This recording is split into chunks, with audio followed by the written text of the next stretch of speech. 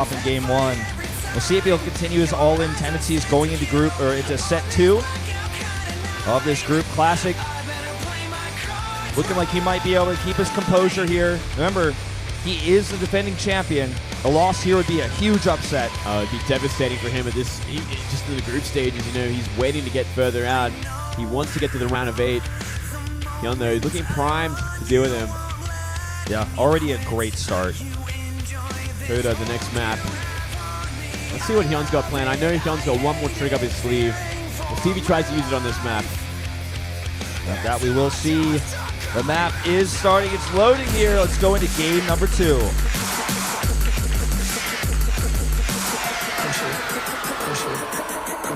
Push it.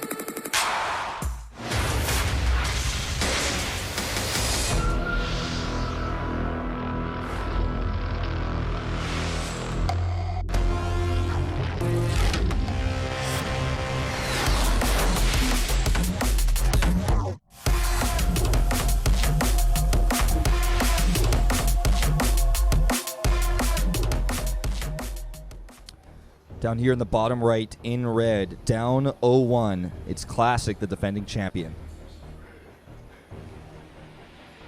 Gonna have to rally after that kind of all-in cheese that he suffered in game 1. And up here in the top left, we do have the Zerg player up a game, looking to create a bit of an upset. It's HyuN from Team Rocat. Really like that proxy hatchery build he used. Yeah. I don't know what you can really do on this kind of map there. This is a much harder map to try and get away with something like that. Sure. Classic does love his low, pylons on the ramp of the natural though, so there's always potential. But this map, there is a ramp there, so it makes things like spine crawlers and trying to bust down the front a little bit harder. He didn't put a spine crawler down. I guess he didn't really have to in that game there. Yeah, his first lings got through, then the second lings got through, and then that was basically it. It was just like a snowball. Sort of a fence from there, and look at that, a forge going to be going down this time around. Meanwhile, here comes the HyuN from Proxy Moon. It's like the two of us together, Proxy Wolf and Moonblade. I like that. That's really cool. Yeah, good quick forge here. They're discussing strats. Like, nah, I don't think he's gonna cannon rush. Nah. Is he? Is he really? No, he'll just fake it, force those drones down. Most likely, is the meta in today's. Cannon rush. He throws down the pylon, and it's like, okay, all right, I'll take that. I'll bring down a couple more drones. You know, he's not even doing it actually. I think he's like just totally ignoring this, which could be scary. Wow. Okay, now he's bringing them down just a little bit later. Yeah, it's like, is he gonna actually finish this pylon? He does. It's like, okay, all right. Pushing this back. A lot of drones coming down here, actually, just for safety's sake. A little bit of mistake with that probe, actually, in the natural there. Yeah. He wanted to, he started mining with it, and it actually auto-mined back to the main base, so he couldn't put it down in decent timing. A little bit later than he'd like. But still, he did some pretty decent economic damage, forcing 6 drones down there. Yeah, I'm just going to check the pool timing now on the gases. There was some discussion in the makeup room, it was myself and Kanata about, and HyuN as well was in there with us, and we're talking about, like, where does the 3-headed dog come from, you know? How did you come up with that as, like, your icon? Because it doesn't really show us anything quite like that. It's not like those things that stands out, you know, like some of the other players play, like, I don't know, Blink logo for a hero or something like that. Certainly, yeah. And Kanata said he thought it was because it was like HyuN evolved like a Pokemon into the final stage, but it's actually not. It's the Cerberus, like it's like the Greek god that like guards the underworld to keep the dead inside and the living out. He's like the gatekeeper or something. So that's really cool. It was really cool to hear that. Yeah, that's actually amazing. I actually really like that a lot. It really suits him, I feel, because these players who don't take him seriously just don't make it, man. They do, man. And Classic, you know, he's one game away from being knocked down to the lower bracket because of it. Such a surprise strategy in game 1. Game 2, it's looking pretty normal so far. Nothing really out of the ordinary. No crazy builds yet, but I know HyuN wants to go for a hidden spire at some point. Whether it be this game or the next, he wants to go for Ling Roach pressure on 3 base into just a proxy spire, you know, with the Overlord out in the middle of the map dropping creep. He wants to throw a spire down there and try for that big switch and try and catch him out. Yeah, that's something we've seen, every now and then. We saw it in Pro League the other day. And it's something that could really catch a Protoss off guard, because if he's going down one path expecting one thing and you hide the Spire, it's just totally, the responses are totally different for different styles. HyuN is also a player who's not known for his late game in Korea. His mechanics are not as good as someone like Rogue or Life or Biel for that matter. So getting an early win versus such a macro-oriented player like Classic is important. It certainly is. The later the game goes, Classic gets stronger. It's where he's very, very comfortable, especially against Zerg. As we have seen him, even last season in Star League, he really wants to take it as late as he can. He wants to build the army of his dreams and crush anything that can come his way. Like, he's in no hurry to end the game. Overlord looks like saw that Stargate. Trying to push it away so he doesn't see if it's a Phoenix or an Oracle. It is going to be an Oracle, in fact. And HyuN is making a lot of extra Overlords here, something to point out. And starts that lair. So this could be the first step of that, because he doesn't have a Roach Horn yet. He's going to make some safety spores.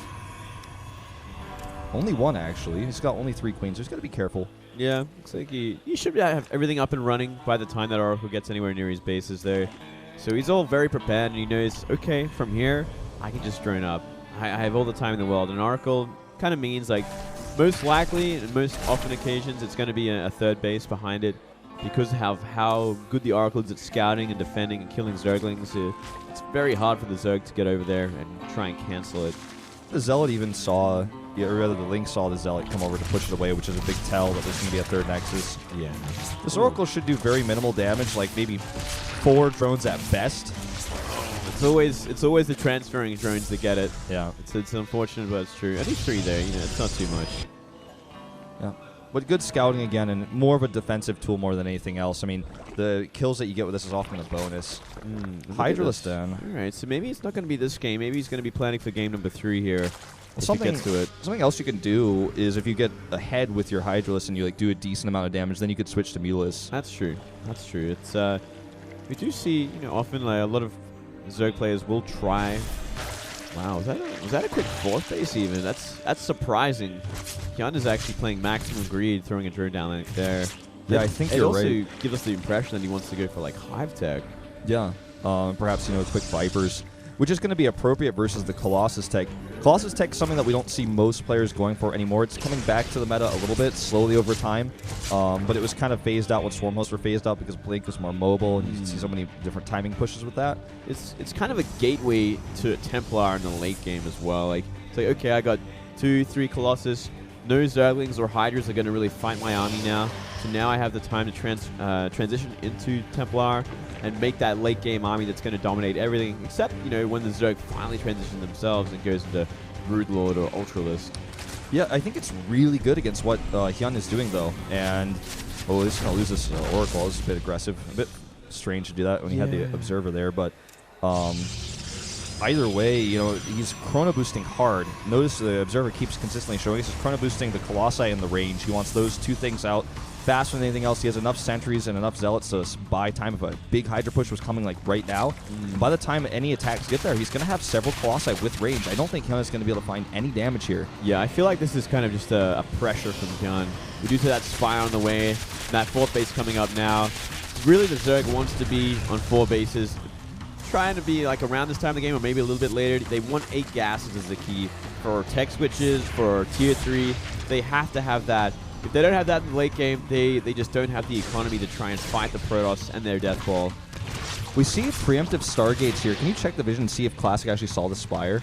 Because I'm curious about that. He's going Void Rays, so I doubt it. But he's going into 3 Stargate play here. He sees the Spire, so he knows that the option's out there. I think he will go into a hard Phoenix counter if he sees mutas on the map. The Void Rays here might be a preemptive answer to Corruptors trying to deal with his Colossi as well. Which is not really currently in the meta. It's more using Vipers in most cases with ground units like these Hydras, but still, there's no Hive just yet, and he sees that, so he might be thinking to himself, like, okay, this is the moment where I can use these to deal with the Corruptors. Right. A big Ling swell to follow up this Hydralisk push. This is interesting. Now, this is very interesting because considering how late it is, this is a 12-minute timing, if it is a timing. And it's going to be Colossus available. There's a lot of units, a lot of gateway units, a lot of units to buffer for it. So I don't exactly know how he plans to get in there. Maybe he's hoping for the best sort of concave. A little bit of lag. Yeah, we might actually get a PP here, no doubt. Possibly, yeah. Because this is like the most important moment in the game. Like it really is. But we'll see. You know, Okay. this looks like it's settled for now, so it's That was okay. stressing me out. Oh man, 4 zealots at this time. It's gonna kind of put everything out of position for at least a lot of these units. Here we go. Pressure on the third base. Ling's getting decent surface area on that Nexus, and the Hydras have it free reign back there. However, once the Colossi arrive, he's got to get out of there. And I don't know, man. This is not looking good. He's switching to Mutalist now. Switching to Mutas, but with that tech available, with that production available for Classic, he has all the means to hard counter it the moment he sees it. And he's got the bank to do so as well. He's at 400, 500 right now approximately, and that's going to allow him to make triple Phoenixes easily. He can hold off what he has right now with the Stalker count that he has. The Colossi push those Hydras back, and you know, Classic should be able to sit pretty here. Identifying the first wave of Mutalists is important, though, because he's still making 3 Void Rays, for example, right now because he doesn't know. He hasn't seen them yet. Yeah. And that first wave could do a little bit of probe damage. Yeah, it could do just enough damage, you know. With this amount of Mutas, it's not too all in. It's not much of an investment compared to what it could be. So 10 Mutas come in, do the probe damage. You tech from there. You go Ultras, you go Brutals, you find the next answer. Here it is. That damage, man. It's already happening. Great momentum here, though. He's going to get like 12 kills here, so... Oh, yeah. Maybe even more than that. Ooh, turns around as soon as he sees those Void Rays. 10 probes, and there's the Phoenix switch. So we are going to see 3 Phoenix at a time come out here. And it's going to be up to HyuN. How much does he want to commit to this? 7 more Mutas on the way. He doesn't know the kind of infrastructure the Classic has right now. Yeah. He's going to get a good idea in a moment, but even still, even with that infrastructure, the Phoenixes are not ready yet. They need time, so he can continue to pressure with these, and he's going to see that infrastructure now and go, okay, this is definitely something I probably don't want to super commit to, although he is actually starting more Mutalists behind this. He got the Mothership. That's very nice. Mothership 4, shutting it down. It's going to mean no recall available, no more phone and overcharges for a little while. Fleet Corruptors. Beacon coming up, and Corruptors as well. So they are both planning to go for that late game mass air army. It's going to be a fight for air superiority. Now, keep in mind that HyuN does have a 4th base. It lost a lot of workers, so he's very worker light at 69. But he's getting a 5th base.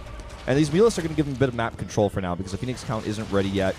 He's got 8. He's starting to get enough to where he can maybe think about pushing across the map. But anytime he moves across the map and the Mutalists see that, he can backstab and kill a lot of probes. So this is a good moment. I feel like Classic probably wants to take a 4th base pretty soon. Probably the one right next to his main. He will certainly need to, yeah. If he's going to try and support like 3 Stargate Phoenix for this long, as well as get upgrades and maintain a decent ground army, he's going to have to. He's going to have to try and keep on par, or at least only 1 base behind the Zoe, because, I mean, he's going to be about 2 bases behind in a second here. It's going to be 10 gas versus 6, and Protoss is so gas heavy as well. Yeah, I mean, he's getting, you know, Anion Pulse Crystals, Triple Phoenix, like you said, the +2 for air. But this is not an engagement I feel HyuN should take. No, certainly not. This is going to mean he's going to shave off a lot of his Hydras, a lot of his ground units, but his Mutas are getting shaved off as well because those Corruptors are too busy fighting the Void Rays. And there's so many cannons here as well on the ground to help support against everything. And this army just gets totally annihilated. Now, he's got a decent bank. The question is what he's going to make with that. 14 Corruptors and 68 Lings is the answer. Well, I guess it's gonna help out against the Phoenix, gonna help out against the Colossus. And the ground army is pretty small for Classic right now, so maybe he can try and overwhelm it. Yeah, he doesn't have Blink. Yeah, he's got like a small Stalker count, but even Phoenixes can deal with small groups of Hydras. Well, it's not even a small group, it's just there's so many Phoenixes that they can deal with those Hydras pretty effectively. Well, huge remax from HyuN there. Well, not really maxed out yet. They're kind of even in supply at this point. But HyuN holding on barely. He's got to try and defend against this as the Zealots deal with the 4th base. Ooh, that's important because, you know, he used a huge amount of his bank, Classic did, to send these Zealots over here. If they didn't kill that base, if they had been cleaned up, it would have been a big problem. Because, again, Classic still doesn't have a 4th base. His main base is pretty much dried up as natural. Doesn't have too much left either. So taking a 4th base is becoming more and more important as time goes on. And, you know, yeah, he did lose his 5th, HyuN did, but he's got that 4th, which is technically his 5th, you know, next to his natural. He's got that base up and mining. I'm always on the fence about how I should call these bases because it is the 5th of the newer base. So I guess it's his new 4th base. Yeah. Be going for a 5th in the top right now. Very confusing stuff. But it's like in general, he now has 4 bases, so it's like his most recent base, and then that's survived. So yeah, it's hard to call. It's hard to call it. We'll figure it out. We'll figure it out at one point. People have been commentating Starcraft 2 for like 5 years, but we still don't really know the best way. Well, here we go. A lot of Lings trying to get in here. They cannot fight there. Not with that many Colossus. Yeah, but if he can try to zone these Corruptors out, or rather zone these Colossi out, it could be good. There's just so many Void Rays that I'm really concerned. Yeah, that's actually too many for him to fight right now. He does have a lot of Corruptors, 14 so far, but with everything else that's going to be shooting at them, there's no way he can really have a good fight. Well, this base is the third for sure. We know that much, but it might not be for much longer. Okay, he does bring some Hydras back and all of his Lings. Oh, here we go. Yeah, he's losing a few drones here. But the thing that HyuN has to remember is that Classic is on 3 base. He's constantly making this army on 3 bases. He's nearly all in because of this. He's not really transitioning later on. He's not trying to build an economy beyond this. He wants to kill. So HyuN has to hold on for as best as he can. If he can deal with these Colossus with his Corruptors, he'd be in a great place. All right, just a huge fight here. The Void Ray is using a prismatic alignment. The Hydras get force field at the back. And if all the Corruptors fall, the Colossi will deal with this army easily. Even it's only 1 Colossus left here, it looks like. It's just doing so much extra damage here to everything on the ground. And HyuN's army is melting. Yeah, this is way too much damage. Now the Phoenix can pick up the rest of the army, and it's just a steamroll from here. GG. 35 kills on that 1 Colossus at the back. Just showing how much work 1 Colossus with force fields and other zoning units can really be.